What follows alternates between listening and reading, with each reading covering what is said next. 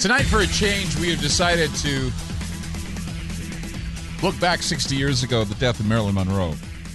And I know, it's like I said, it's one of those situations where conspiracy theory is not irrational because of all the strange things that happened to her in her lifetime and her death, and wondering if she was murdered, if it was done to cover up a few things, probably to, keep her relationship between the Kennedys quiet. I mean, her relationship with the mob and several other people. I mean, there were so many things about Marilyn Monroe that are very deep and intriguing that, all you have are, first of all, the official reports, you have history, and then you have somewhere in there the truth. And to have the UN tell people they can't talk about conspiracy theory or they can't talk about cover-up, that's something that this is an example of what they're not looking into. They're calling it all irrational. And it's something that I feel needs to be discussed, especially since it's 60 years ago that this happened. Let's go to Jim in Ohio. Hey, Jim, you're on Ground Zero. Hey, Clyde, how you doing? Good. Hey, so I saw this trailer about 4 days ago, like you said you saw it. I noticed it was a red band trailer. I didn't notice that they had slapped the NC-17 on it, which I find strange because back in the 90s there were a lot of NC-17 films, mostly for sexual reasons. But, staying on topic with the subject here, I think you're on the mark here with there's a lot of things in Marilyn Monroe's story besides that book, that have come to light recently. The couple that come to my mind are her relationship with this guy named Joseph Schenck, who was one of the co-founders of 20th Century Fox. Oh yeah, and probably they didn't want to groomed her. Well, maybe this is the thing: is that in fact it was the maid, I believe, or the housekeeper, had to answer to 20th Century Fox before they even had anybody come in and take a look at the body, which I find interesting. Is that 20th Century, you're basically owned by. The movie by the studio, right? Yeah, back then you signed your life away to a studio, and then you're basically at their beck and call. And so if you're dead, they still own you. And there's, like I said, there were so many things that you need someone who's a journalist who has the experience, and we're going to have a guest that's a journalist who has the experience to talk about this because it happened so long ago. And it really doesn't become top of mind at all. I mean, out of all the conspiracy theories from 9/11 to JFK to all the others from D.B. Cooper, we always talk about these topics, but seldom do you talk about Marilyn Monroe. And I just thought, it's a one-shot on her 60th anniversary of her death, and I think it's important that we reopen the case since movies are coming up. Where there's smoke, there's fire. And the other two quick things I might mention also is that there were a lot of rumors that she was acquainted with the Black Dahlia, who we all know that story, I hope. Yeah, we do. That was definitely satanic in nature. And also, too, if you look at the fact that Mount Lookout was right up there in Laurel Canyon, that was a CIA base. People don't realize that. Yeah, Laurel Canyon is creepy. Laurel Canyon, think about it. All the Laurel Canyon kids, I remember Ron was telling me about this, all the Laurel Canyon kids from Jim Morrison to Janis Joplin, all with military backgrounds.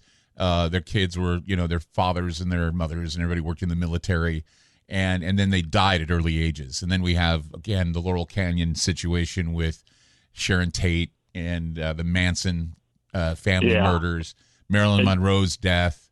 That's the thing. And you know who owns Laurel Canyon, or that Mount Lookout facility now, the place it was located at? Jared Leto. Yeah. I mean, like I said, it gets pretty creepy when you start talking about the Laurel Canyon kids and what happened in that area in the 1940s all the way through the 1960s and the rock stars that produced. Though, tonight. Yeah, thank you. I appreciate that. Clyde. Thank you so much. You have a great night. Yeah, like I say, it's taking a chance on this, but I think we need to refresh our memories a bit about conspiracy theories that certainly are not irrational, something to think about, actually. Let's go to Sean in Florida. Hey, Sean, you're on Ground Zero. Yes, greetings from the Nature Coast of Florida. Thank you for all your hard work, Mr. Lewis, and I appreciate it. My question is, I'd like to take a metaphysical angle for just a moment to talk about the spiritual to try to solve this problem that you put forth.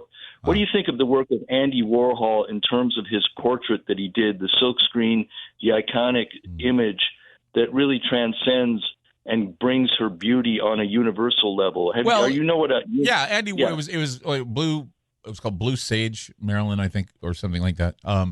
It was basically him doing what he does, and that is he paints cultural icons, or he takes and he repaints them because, like Campbell soup cans and Coca-Cola bottles. He even did one of Prince, which was interesting. But right. I mean, it's a great portrait. It was taken from a famous portrait. I think of the one that was on Life magazine. I used to have a huge poster of that until somebody that I knew ripped me off and took it from me. I bought it in South America. It was really cool. It was a Life magazine picture. But I mean, Marilyn Monroe is eternal, and she will be eternal. And many generations, even after you and I, are going to know who Marilyn Monroe is. That's the thing that's so important about her. One last point. Even trying to do a grand jury investigation, let's think about it.